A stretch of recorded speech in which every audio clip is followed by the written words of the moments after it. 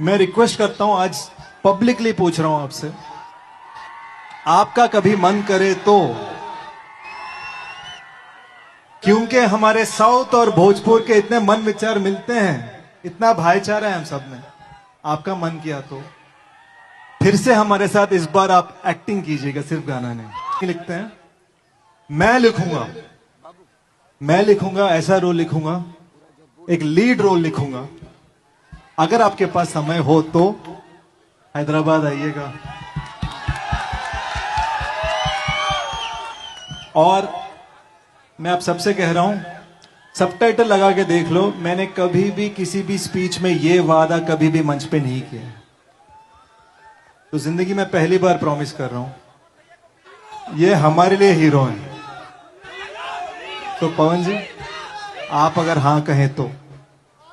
क्या बात है। प्रेम से बोलिए जय माता दी।